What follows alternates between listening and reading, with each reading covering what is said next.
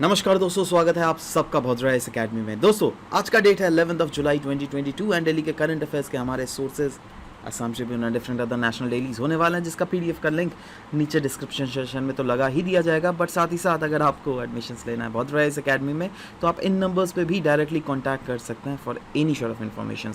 चलिए सबसे पहला यहाँ पे न्यूज़ देख लेते हैं द हिंदू से। इंडिया का डिफेंस एक्सपोर्ट के बारे में बोला जा रहा है दैट अभी तक के जितना भी अगर इंडिया का हिस्ट्री देख लोगे 2021-2022 में एस्टिमेट किया जा रहा है दैट हम डिफेंस को एक्सपोर्ट करेंगे। देखो इंडिया एक ऐसी कंट्री थी जो कि यूएस रशिया के ऊपर बहुत ज़्यादा निर्भरता हमारा था डिफेंस के ऊपर, राइट। बट अभी धीरे धीरे आपको पता होना चाहिए मेक इन इंडिया का इनिशिएटिव चलने के बाद, आत्मनिर्भर भारत होने के बाद, राइट, कहीं ना कहीं we are relying on to ourselves more than we are relying to others, right। देखो ऐसी बात नहीं है that हमारी relying जो है different other nations के ऊपर घट गई है, नहीं नहीं, अभी भी यूएस के ऊपर देखो, यूएस के से जो इंपोर्ट है वो बढ़ ही रहा है, राइट, है ना। इनफैक्ट यूरोपियन कंट्रीज के से आप ले लो, उसके बाद आप ले लो रशिया से इंपोर्ट बढ़ ही रहा है, राइट। तो ओवरऑल जो हम लोग डिफेंस को एक्सपोर्ट करेंगे, किन किन ऐसे देश है जिनको हम लोग जो हमारे देश से बाई करेंगे डिफेंस को, basically South East Asian nations है, West Asian nations and African nations है, राइट। इनफैक्ट बोला जा रहा है दैट हमारे देश में जो प्राइवेट और पब्लिक सेक्टर का कंपोजिशन है ना, प्राइवेट सेक्टर जितना भी डिफेंस एक्सपोर्ट करती है 70% एक्सपोर्ट तो इन्हीं के द्वारा किया जाता है और पब्लिक सेक्टर बाकी रेस्ट करती है, right. In fact private sector use to account to 90%। देखो ये एक चीज, लेकिन आप पैटर्न देखो, पहले प्राइवेट सेक्टर जो है 90% एक्सपोर्ट करती थी, अभी ये घट के 70% हो गई है। मतलब ऑटोमेटिकली किसके पाले में ज़्यादा वो पड़ रहा है, वो है पब्लिक सेक्टर। मतलब पब्लिक सेक्टर को ज़्यादा असाइनमेंट मिल रहा है, ठीक है। तो इसीलिए क्या हम बोल सकते हैं दैट शेयर जो है पब्लिक डिफेंस एक्सपोर्ट में पब्लिक सेक्टर का वो बढ़ रहा है। वही चीज़ तो लिखा हुआ है, share of defence in public sector units has gone up ना। साथ ही साथ ये भी बोला गया इंडिया का डिफेंस इंपोर्ट जो है यूएस से वो भी बहुत सिग्निफिकेंटली बढ़ा है in recent years and Indian companies have been increasingly becoming a part of supply chain of US defence companies, right. In fact in January कहा गया इंडिया ने साइन किया इतना मिलियन डील विद फिलीपींस। ये तो बहुत ही ज़्यादा न्यूज़ में भी था दैट फिलीपींस ने बोला है हमसे ब्रह्मोस खरीदेंगे, राइट। एंड इतना डील भी साइन हुआ है। इनफैक्ट कुछ लेकिन इश्यूज है अभी भी जो इंडिया के डिफेंस सेक्टर को प्लेग कर रहा है, राइट, जो कि बढ़ने नहीं दे रहा है। वो क्या क्या है? एक तो अनईज ऑफ डूइंग बिजनेस। आप खुद सोचो, डिफेंस एक ऐसा सेक्टर है ना जहां पर घुसना ईजी नहीं है है ना, ये बहुत ज़्यादा टफ जगह है, राइट। वही नहीं, मल्टीपल ज्यूरिडिक्शंस हमें इसमें देखने को मिल रहे हैं।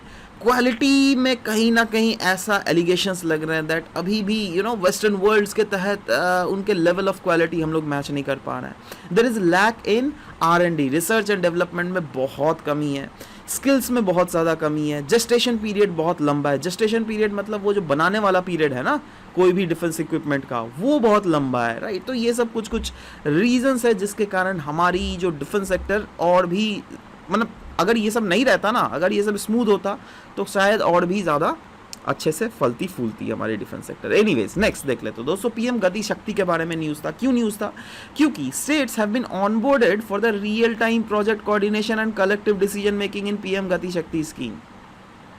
मतलब अभी मेन एम यही है दैट स्टेट्स को कैसे ऑनबोर्ड किया जाए कोई भी प्रोजेक्ट्स में, और टाइम टेकन जो किया जाता है ना for the planning and awarding of project, उसको घटाया जा सके। क्योंकि देखो अभी ना सब कुछ बहुत फास्ट ट्रैक हो रहा है हमारे देश में, राइट। 5G 4G 5G है ना, उसके बाद सब कुछ डिजिटल हो रहा है। तो माना जा रहा है दैट जो भी प्रोजेक्ट्स भी का भी जो इम्प्लीमेंटेशन है, प्रोजेक्ट्स भी जो अवॉर्ड किया जाता है वो भी जल्दी जल्दी हो, राइट, कुछ में लेट ना लगे। इसीलिए ये पीएम गति शक्ति बहुत ज़्यादा न्यूज़ में था, क्योंकि रिसेंटली एक मीटिंग चेयर किया गया था भाई प्राइम मिनिस्टर, हमारे ऑनरेबल प्राइम मिनिस्टर जी के द्वारा, और साथ ही साथ वेरियस स्टेट्स के चीफ सेक्रेटरीज थे। All state governments are learn to have agree to support the project. हर एक स्टेट ने बोला है दैट नहीं, हम इस प्रोजेक्ट को सपोर्ट करेंगे, क्योंकि अगर देश का भला होगा तो हर एक रीजन एज अ होल हम लोग ग्रो भी करेंगे। तो the focus is on reducing the time period to award the project, है ना, and it is estimated that it could take just 5 to 6 months under the Gati Shakti scheme. अभी से क्या है ना, अभी अगर देख लीजिएगा 1 साल से ज़्यादा टाइम पीरियड लगता था, तो वो उसको अगर घटा के 5 से 6 महीना का प्रोजेक्ट इम्प्लीमेंटेशन हो गया तो क्या अच्छा है ना भाई। पीएम गति शक्ति स्कीम के बारे में अगर बात करें तो ये एक सेंट्रलाइज्ड मतलब ये एक प्लान है जो इन्फिसाज करता है एक सेंट्रलाइज्ड पोर्टल जो क्या फर्दर यूनाइट करेगा वेरियस इंफ्रास्ट्रक्चर इनिशिएटिव जो कि हमारे देश में प्लान या फिर इनिशिएट किए जा रहे हैं, राइट। और इसको एक ही पोर्टल में, दैट इज देखो 16 सेंट्रल मिनिस्ट्रीज एंड डिपार्टमेंट की डेटा को एक पोर्टल में रखा जाएगा। इससे फ़ायदा क्या होगा, दैट जो भी लॉजिस्टिक कॉस्ट है वो तो घटेंगे ही, बट साथ ही साथ कार्गो हैंडलिंग कैपेसिटी वो भी बहुत हद तक स्मूदन हो जाएगी and it will reduce the turn around time as well. ये कैंपेन है to lend more speed and power, इसलिए तो बोला गया है स्पीड एंड पावर। स्पीड मतलब गति, पावर मतलब शक्ति।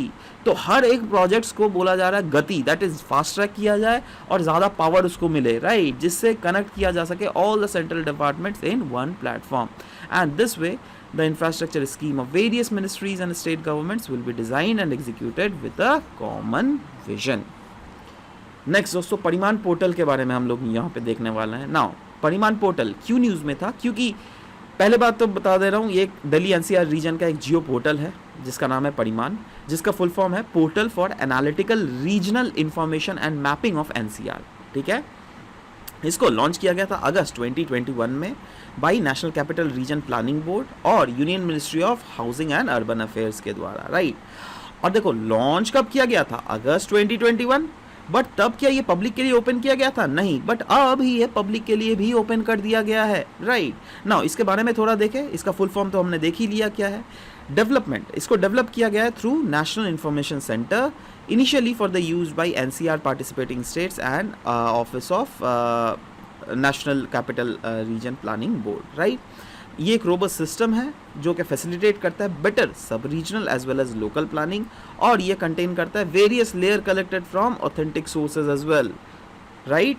This portal has many base maps, बहुत सारे इस पोर्टल के बेस मैप्स है, satellite imaging service and night light data for different time spans, जैसे टेरेन मैप प्रोवाइड करता है elevation profile of any route, administrative units यहाँ पे प्रोवाइड किए गए जैसे various state boundaries, various village boundaries, right. अब ये सब कुछ इसमें इस पोर्टल में क्यों इंटीग्रेट किया गया है, जिससे प्रॉपर एक region as a whole region, अगर हम लोग माइक्रो रीजन का भी डेवलपमेंट करें या फिर मैक्रो रीजन का डेवलपमेंट करें, तो ये सब अगर हमें प्रॉपर डेटा नहीं अवेलेबल है तो ऐसा भी तो हो सकता है ना दैट इस वाला डेवलपमेंटल प्लान हम इस वाले एडमिनिस्ट्रेटिव बाउंड्रीज में हम लोग सेटअप कर दे रहे हैं, ठीक है। तो इसीलिए यहाँ पे ये बोला गया है। नेक्स्ट इज इस पोर्टल में लेयरिंग भी किया गया है, जैसे सोचो जैसे अपने जियो लेयर ऐसे कुछ होता है, देखो से फॉर एग्जांपल एक ये मैप है, ठीक है, आप मान लो ये इंडिया का कोई भी रीजन का मैप है ना। अब इसी मैप को हम इसी मैप के ऊपर वेरियस लेयर्स चढ़ा दिए जाता है, ये 1 लेयर, ये 2 लेयर, ये 3 लेयर, ये 4 लेयर। अब देखो सोचो ये है हमारा वहाँ के रोड्स कनेक्टिविटी का लेयर, रोड्स, ठीक है। यहाँ पे है ये हाउसेस का लेयर, ठीक है, दैट कहाँ कहाँ हाउस बनी हुई है। ये रीजन आप मान लो कमर्शियल स्पेस, राइट। ये रीजन आप मान लो open space, right, open space. तो इससे क्या होगा दैट अगर रोड का डेवलपमेंट चाहिए होगा तो उन्होंने ये लेयर खोल देना है, ठीक है। इस लेयर में सिर्फ और सिर्फ रोड्स ही दिखेंगे और बाकी कुछ नहीं दिखेंगे, राइट। अगर यहाँ पे उन्हें देखना है दैट कहाँ कहाँ पे हाउसेज है तो इस लेयर को खोल दिया जाएगा, ठीक है, तो वहाँ पे सिर्फ और सिर्फ हाउसेज दिखेंगे। अगर सोचो उन्हें कोई पार्क बनाना है तो ओपन स्पेस चाहिए तो वो ये वाला लेयर खोल देंगे तो उन्हें सिर्फ और सिर्फ ओपन स्पेसेस देखेगा दैट हाँ किस किस रीजन में सरकार जो है कुछ एक्टिविटीज़ कर सकती है, समझ रहे हो बात। तो वही चीज़ जो है यहाँ पर भी किया गया है। देखो banking, health, education, metro networks, power and telecom, तो सब चीज़ का जो है प्रॉपर लेयरिंग भी किया गया है इस पोर्टल में। इसका सिग्निफिकेंस तो अभी जितना भी हम लोगों ने डिस्कस किया उससे आप समझ ही गए होंगे दैट ये पोर्टल जो है अनडाउटेडली इंप्रूव करेगा decentralised planning and management in NCR region, है ना। एंड ये एक इंपॉर्टेंट प्लेटफॉर्म है to know where and what exist in national capital region that enables better planning and it will help in effective utilization of remote sensing as well as GIS technologies. Government initiative overall अगर बोले तो urban planning and development के लिए क्या क्या government ने initiative लिया है दोस्तों, ये सब क्या बतलाना पड़ेगा। स्मार्ट सिटी, अमृत मिशन, स्वच्छ भारत मिशन अर्बन, हृदय मिशन, राइट। उसके बाद प्रधानमंत्री आवास योजना अर्बन, जिससे ओवरऑल अर्बन रीजन्स को कैसे डेवलप किया जा सके। चलो अगर नहीं बताना पड़े एक काम करो यार, इसको थोड़ा पॉज कीजिए, आप इस वीडियो को खुद से पढ़ लो, है ना, क्योंकि these are the things which probably you know हम लोग पढ़ते ही हैं यूजुअली, ठीक है, बहुत बार बीच बीच में, ठीक है, तो इसलिए we have just made a compilation of that. Next, doctor Shyama Prasad Mukherjee के बारे में हम लोग डिस्कस करने वाले हैं। क्यों डिस्कस करने वाले हैं? क्योंकि यूनियन मिनिस्ट्री होम मिनिस्टर ने पेड किया था tribute to doctor Shyama Prasad Mukherjee on his birth anniversary. इनके बारे में अगर चर्चा करें तो मुखर्जी, राइट, ये एक बंगाली टाइटल है, तो of course yes, he was born in a Bengali Brahmin family, right, and he was an Indian politician. साथ ही साथ वो एक बैरिस्टर थे, एन एकेडमिशियन थे, जिन्होंने सर्व किया था minister of industry and supply, जब ये जवाहरलाल नेहरू जी के कैबिनेट में मिनिस्टर थे, राइट। 33 के एज में श्यामा प्रसाद मुखर्जी ने पहले ऐसे यंगेस्ट वाइस चांसलर बन गए थे of Calcutta university in the year 1934। इनके टर्म जब ये वाइस चांसलर थे ना, तब रविंद्रनाथ टैगोर जी ने भी डिलीवर किया था द यूनिवर्सिटी कॉन्वोकेशन एड्रेस, वो भी क्या, बंगाली में पहली बार उन्होंने एड्रेस किया था। इससे क्या एक इंडिकेशन गया था दैट हाँ, इंडियन वर्नाकुलर लैंग्वेजेस को भी क्यों ना क्यों, मतलब तवज्जो क्यों ना मिले, right. And he demanded the partition of Bengal in 1946। क्यों? क्योंकि वो नहीं चाहते थे दैट हिंदू मेजॉरिटी एरिया जो है वो मुस्लिम डोमिनेटेड ईस्टर्न पाकिस्तान में इंक्लूड हो जाए, इसलिए इन्होंने डिमांड किया था पार्टीशन। इनफैक्ट ही फाउंडेड भारतीय जनसंघ। अभी जो भारतीय जनता पार्टी है ना, वो भारतीय जनसंघ था। इनफैक्ट एक्चुअली देखो, पहले तो जैसे मैंने बोला ये इंडियन नेशनल कांग्रेस के मिनिस्टर थे, राइट, बट क्योंकि कुछ रीजन में इनके ओपिनियन डिफरेंसेस हो गए थे by the then prime minister doctor Jawaharlal Nehru ji on Jammu Kashmir issue, so इसलिए इन्होंने को फाउंड किया था जनता पार्टी इन दिस ईयर, जो क्या बाद में बना भारतीय जनता पार्टी। ये सब चीज़ें आपको जान के रहना चाहिए। Next, IPBES, that is Intergovernmental Science Policy Platform on Biodiversity and Ecosystem Services। इनके द्वारा एक रिपोर्ट लाया गया जिसका नाम है sustainable use of wild species. Now ये रिपोर्ट रिलीज किया गया by IPEBS and it has stated that sustainable use of wild species can meet needs of billion. ध्यान देना, क्या बोला जा रहा है? Sustainable use of wild species. Wild species की बात करें तो हम इन जनरल अगर बात करें, सोचो इस आर्टिकल को आप 2 मिनट के लिए भूल जाओ, इसका मतलब मैं बात कर रहा हूँ वाइल्ड में जो हमें स्पीशीज मिलते हैं, दैट इज वो प्लांट स्पीशीज भी हो सकता है, वो एनिमल स्पीशीज भी हो सकता है, माइक्रो ऑर्गेनिज्म, सब कुछ मैं इंक्लूड कर रहा हूँ, ठीक है। Exam utility point of view से GS3 के इस टॉपिक से आप इसको आराम से रिलेट कीजिए। एक्चुअली क्या हुआ था ना, डेलीगेट्स 140 कंट्री से आए थे to discuss and reach an outcome on sustainable use of wild life. Now assessment shortlisted 5 category of practices जो क्या वाइल्ड स्पीशीज के तहत हम यूज कर सकते हैं, जैसे फिशिंग, गैदरिंग, है ना, logging, terrestrial and animal harvesting, जो क्या इंक्लूड करता है hunting as well as non extractive practices as well, जैसे ऑब्जर्विंग। नाउ रिपोर्ट ये सब पहला ऑफ इट्स काइंड है which has been conceived after the period of 4 years। Now findings क्या क्या है इसमें? फाइंडिंग्स कुछ स्पेशल है, जैसे डिपेंडेंस ऑन वाइल्ड स्पीशीज। अगर देख लीजिएगा तो कहा गया है अबाउट 70% ऑफ दुनिया का पुअर पॉपुलेशन वो डायरेक्टली डिपेंडेंट है ऑन वाइल्ड स्पीशीज, जिसमें 20% sources of their food from wild plants, algae as well as fungi. यही नहीं, wild species are important source of income. In fact बोला जा रहा है the use of wild species is an important source of income for millions of people world wide. Millions of people world wide के लिए ये एक बहुत इंपॉर्टेंट सोर्स ऑफ इनकम है। वाइल्ड ट्री स्पीशीज जो है ना, वो 2/3 of global industrial roundwood include करता है and trade in wild plant, algae as well as fungi. ये अगर देख लीजिएगा, ये एक दुनिया में $1 बिलियन इंडस्ट्री भी है, राइट, जो कि आने वाले समय में एक बड़ा बिजनेस भी क्रिएट कर सकता है। यही नहीं, लोकल वेरिएशंस अगर देखें तो अबाउट बोला जा रहा है 34% of marine wild fish stocks are overfished. बहुत ज़्यादा इसको ओवरफिश किया जाता है और 66% जो है are fished with globally sustainable levels. But within this global picture there are significant local as well as contextual variations भी है, जो क्या अलग अलग रीजनल लेवल में एग्जिस्ट करती भी है। Next is unsustainable logging off tree species. ये एक बहुत मेजर कॉज ऑफ कंसर्न है।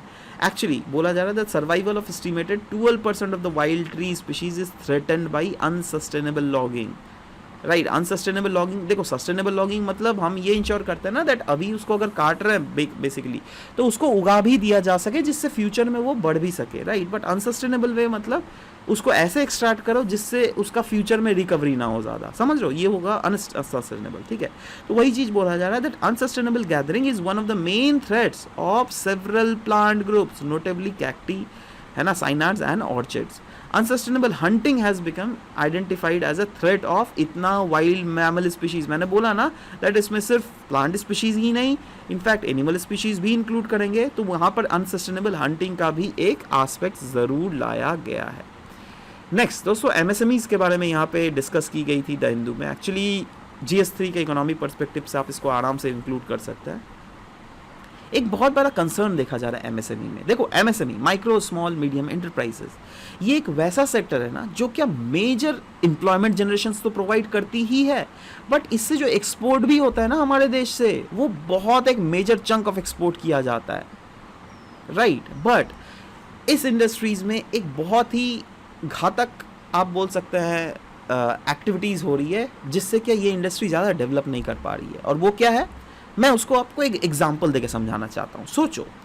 सोचो मैंने एक एमएसएमई खोल दिया, राइट, और आप एक बहुत बड़ा कंपनी हो, फॉर एग्जांपल कोका कोला हो आप, ठीक है, कोका कोला ना। मैं तो चाहूँगा ही ना आप मेरे क्लाइंट बनो, कौन नहीं चाहेगा भाई, है ना।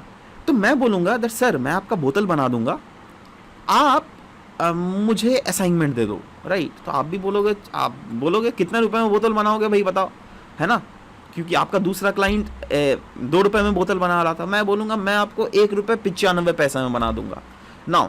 एक बोतल तो नहीं है ना, करोड़ों बोतल बनाने पड़ेंगे, तो आपको ओवरऑल ये एक अच्छा डील लगा, राइट। तो आपने बोला ठीक है, आप 1 रुपये 95 पैसे में एक बोतल बना दो मुझे, और इसके मैं जो आपको पेमेंट है अभी नहीं कर पाऊंगा, थोड़ा लेट से करूंगा। तो आप बोलोगे चल भाई ऑर्डर तो मिल गया, अभी तो ऐसे ही ऑर्डर नहीं मिल रहा था, ये अगर बड़ा कंपनी का ऑर्डर मिलेगा, मैं बोलूँगा ऐसा, मैं सोचूंगा चल एटलीस्ट ऑर्डर तो लेकर रखते हैं, हाँ मैं बना भी दूंगा, राइट, भले ही पेमेंट लेट से क्यों ना मिले, है ना। बट क्योंकि बड़ा कंपनी है तो ऑफकोर्स एक ब्रांड वैल्यू भी बन जाएगा हमारे कंपनी का, ठीक है। तो मैंने आपसे यह ऑर्डर ले लिया, राइट, बट अब कितना में पेमेंट करना चाहिए था आपको, 1 हफ्ता 2 हफ्ता 1 महीना में भी एटलीस्ट पेमेंट कर दो, बट आप लेट लगाए जा रहे हो। मतलब मेरे को सोचो आपको 100 करोड़ रुपए देने थे, राइट, बट वहीं पर आप बहुत ज्यादा लेट लगा रहे हो, है ना। तो क्या होगा ना दैट उस से फॉर एग्जांपल आप अगर 1 साल बाद दे रहे हो या फिर आप 5 महीने बाद दे रहे हो, तो वो 100 करोड़ को मैं अगर बैंक में रखता तो मुझे कुछ इंटरेस्ट मिल जाता भाई, समझ रहे हो बात।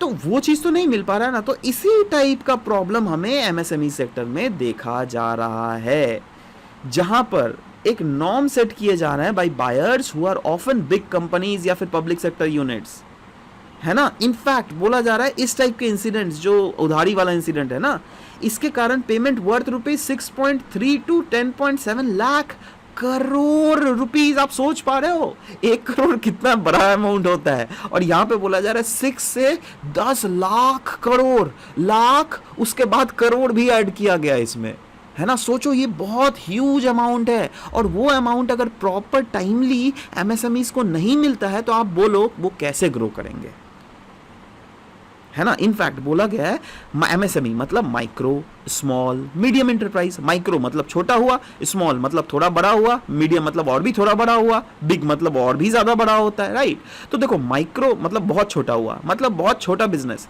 मतलब ये बहुत बड़ा बनना चाहता है, तो इसका शोषण भी तो बहुत ज्यादा होगा ना, है ना। तो इसलिए देखो माइक्रो में के केस में 194 डेज का डिले होता है, स्मॉल के केस में 68 डेज का डिले होता है ऑन एन एवरेज, और मीडियम के केस में 46 डेज का डिले होता है। अब ये अगर टाइमली इनको पैसा मिल जाता तो बहुत अच्छा हो जाता, ठीक है। तो ये एक बहुत बड़ा इशू है जो क्या ये देखने को मिल रहा है। इनफैक्ट वही चीज बोला है that forgoing business opportunity due to lack of liquidity. वो क्या है, for every day and the payment is delayed there is an erosion in value. बिल्कुल हो रहा है, क्योंकि it locks in capital that could have been deployed gainfully. कोई दूसरा रीजन में तो उस कैपिटल को एम्प्लॉय किया जा सकता था ना, है ना। The fact that this is a problem largely faced by cash strapped and credit staffed MSMEs, जो क्या यूजुअली माइक्रो वाले तो बहुत ज़्यादा शोषण किए जाते हैं, right. Micro and small enterprises borrow at comparatively higher cost. जी हाँ दोस्तों, अब देखो इनको प्रोडक्ट भी तो खरीदना पड़ता है ना। सोचो मैंने कोको कोला का असाइनमेंट दे दिया, बाद में मुझे अब कोको कोला के भरोसे में थोड़ा ना हूँ यार, और भी तो डिफरेंट क्लाइंट्स हैं मेरे, राइट। तो उनके लिए भी तो प्रोडक्ट खरीदना पड़ेगा ना। और जब प्रोडक्ट खरीदने जाता हूँ ना तब वो, लेकिन खरीदना कॉम्पिटिटिव प्राइस में, मतलब टेक्निकली मेरे को बनाने का कॉस्ट आ जाता है 1 रुपये 50 पैसा, और उसमें अगर मात्र मैं सिर्फ 46 पैसे ही कमा रहा हूँ या फिर 45 पैसे ही कमा रहा हूँ, तो मेरा कैसे ग्रो होगा भाई मेरे, है ना। ये सब भी तो सोचना पड़ेगा ना। देखो कोका कोला से तो करोड़ों का मुझे डील मिल गया, बट बाकी जो छोटे मोटे डीलर्स हैं उनसे तो करोड़ों का नहीं ना, उनसे लाखों का डील मिलेगा। अब लाखों में भी मेरा कितना कमाई होगा, मुश्किल से कुछ 1000 रुपए कमाई होंगे उसमें से, समझ रहे हो बात। तो ये सब चीज़ है जो क्या हमें समझनी भी पड़ेगी। नेक्स्ट दोस्तों, मेटावर्स के बारे में यहाँ पे बात की गई है। GS3 के टॉपिक से आप इसको रिलेट कर सकते हैं। क्यों मेटावर्स के बारे में बात की जा रही है, क्योंकि recently metaverse standard forum conduct किए गए थे फॉर द डेवलपमेंट। देखो अब मेटावर्स स्टैंडर्ड फोरम इतना ही याद रखो, राइट नाउ। आपको अभी भी ये भी नहीं याद रखना मेटावर्स स्टैंडर्ड फोरम है क्या, there is no need for you to remember this, right. But हम लोग यहाँ पे मेटावर्स के बारे में डिस्कस करेंगे, दैट मेटावर्स होता क्या है। देखो मैं अगर साफ शब्दों में बोलूँ ना, पहले आपको एक डायग्राम दिखा देता हूँ। देखो ये एक वैसा रीजन है जहाँ पे ये देख लो कार्टून टाइप का, ये भी एक कार्टून है, ये भी एक कार्टून है। अब ये लोग जो है ना एक ऐसा वर्ल्ड में चले जाएंगे, जैसे ये लोग कौन होंगे, आप ही होंगे, आप होंगे, मैं होऊंगा, राइट। अभी देखो आप जैसे ये लेक्चर यूट्यूब के थ्रू आप आसाम के कोई भी पार्ट में बैठे हुए हो, राइट, सुन रहे हो ना मन लगाकर, है ना। तो वैसे ही हम लोग अगर मेटावर्स के थ्रू ना मैं और आप मिलकर डिनर भी कर सकते हैं, पता है। जी हाँ एब्सोल्युटली, हम लोग एक कोई प्रॉपर पेरिस के एक अच्छे से होटल में जा सकते हैं और वहाँ पर बैठ के हम लोग डिनर भी कर सकते हैं, ऐसा भी पॉसिबिलिटीज़ है। जी हाँ ऐसा मेटावर्स होने वाला है। मतलब आप भले ही मैं अपने घर में बैठे रहूँगा, भले ही आप अपने घर में बैठे रहोगे, भले ही आप वहाँ से घर में बैठकर दाल चावल खा रहे होगे, मैं भी इधर दाल चावल खा रहा हूँ, right. But still we can interact, we can see each other, we can sit beside each other. ऐसा मेटावर्स होने वाला है, राइट। मतलब मेटावर्स एक वर्चुअल वर्ल्ड होने वाला है, बिल्कुल वर्चुअल वर्ल्ड। आपने ये सब सुना है, ऑगमेंटेड रियलिटी, वर्चुअल रियलिटी क्या होता है ना। तो देखो वर्चुअल रियलिटी क्या है ना, जैसे आप अलग ही दुनिया में पहुंचा दिया जाता है। बट ऑगमेंटेड मतलब वर्चुअल रियलिटी मतलब बिल्कुल everything is all together different, right. जैसे वो आँख में कुछ एक डालते नहीं है, आँख में एक चश्मा डालते हैं, चश्मा क्या होता है उसको, कुछ उसको डिवाइस कहता है, I am not getting this name now, है ना। तो उसको अगर पहनोगे ना आप अलग ही दुनिया में चले जाओगे, right. So that is virtual world. Augmented reality मतलब you can actually interact with the things, right. तो मेटावर्स जो है ये virtual reality as well as augmented reality, इस दोनों का कॉम्बिनेशन हम बोल सकते हैं। और यही नहीं, ब्लॉकचेन भी जो अभी टेक्नोलॉजी है उसका भी कॉम्बिनेशन होने वाला है, क्योंकि ब्लॉकचेन एक ऐसा टेक्नोलॉजी है ना which is absolutely full proof, मतलब इसमें कोई चोरी चमारी नहीं किया जा सकता है, राइट। एक बार जो डेटा इंक्लूड हो गया उसको कोई नहीं मिटा सकता दुनिया में, ठीक है। तो ऐसा चीज है ब्लॉकचेन, है ना। तो अगेन इन तीनों चीज का कॉम्बिनेशन बना रहा है मेटावर्स। और मेटावर्स ऐसा कोई नया कॉन्सेप्ट नहीं है, नहीं 1992 में, सोचो आपका जन्म भी नहीं हुआ होगा शायद, तभी एक इंसान थे साइंस फिक्शन राइटर जिनका नाम था नील स्टेफेंसन, उन्होंने ही ये टर्म कॉइन किया था मेटावर्स, राइट।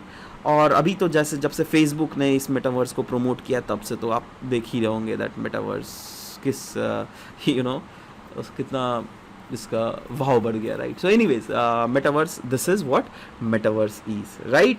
मेन तो आप समझ ही गए होंगे क्या है ये। चलो अब एमसीक्यूज में आते हैं दोस्तों। कल कुछ एमसीक्यूज पूछा गया था, जैसे पहला था regarding meritorious sportsman pension scheme के बारे में। 2 स्टेटमेंट दिए गए थे, जिसमें पहला वाला था आउटस्टैंडिंग परफॉर्मेंस इन नेशनल नहीं इंटरनेशनल कॉम्पिटिशंस था, और नेशनल कॉम्पिटिशंस ओनली जब लगा दिया गया, of course this was wrong.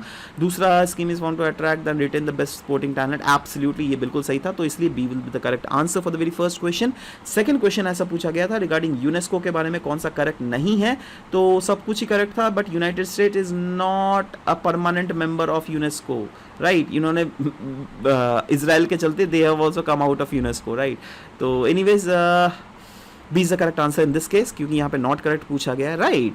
तो इसीलिए दोनों का B is the correct answer. तो आप देख लीजिएगा, नैन ज्योति जी ने, संगीता जी ने, प्रज्ञा ज्योति, समेली, ध्रुव ज्योति, झरना, गार्गी जी आप देख लीजिएगा, आपने ये पहला वाला गलती किया है।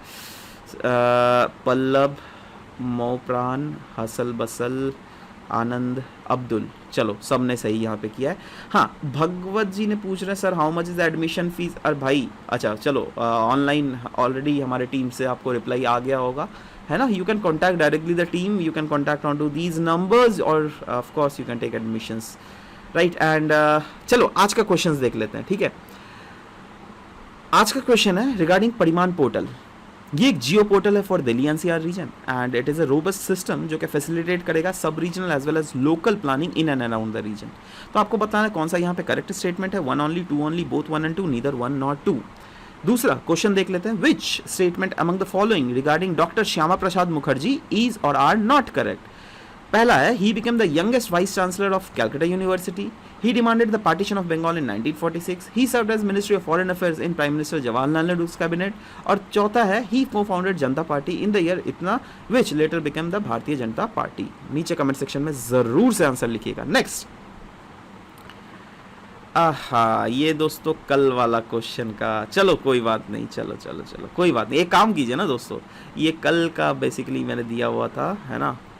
And can you answer this, consider the following statement about dragon fruit, है ना। ड्रैगन फ्रूट एक इंडिजिनस फूड है चाइना का, ये एक हार्डली एंड ग्रो किया जाता है in diverse climatic conditions with varied soils. Presently Mizoram tops among the state that cultivates this fruit in India. तो आपको नीचे कमेंट सेक्शन में बतलाना है। चलो ये चलो चैलेंजिंग हो गया, ठीक है। कल वाले करंट अफेयर से मैं आज क्वेश्चन पूछ रहा हूँ, राइट। ऐसा देखता हूँ आप लोगों का रिस्पॉन्स कैसा आता है, करेक्ट रहेगा, अगर गलत रहेगा तो मैं देखता हूँ, but you should correct it, right. कल हम लोगों ने इसके बारे में डिस्कस भी किया था। तो एनीवेज आपके ऑप्शंस है 1 2 3, 1 and 2 only, 2 and 3 only, 1 and 3 only, ठीक है। तो आपको नीचे कमेंट सेक्शन में बिल्कुल लिखिएगा। I will be personally waiting to see your answer in this case. So anyways this was all about the discussion for today's class. Will be meeting in next session. Till then bye, take care, thank you guys, thank you for listening to the whole video, thank you very much.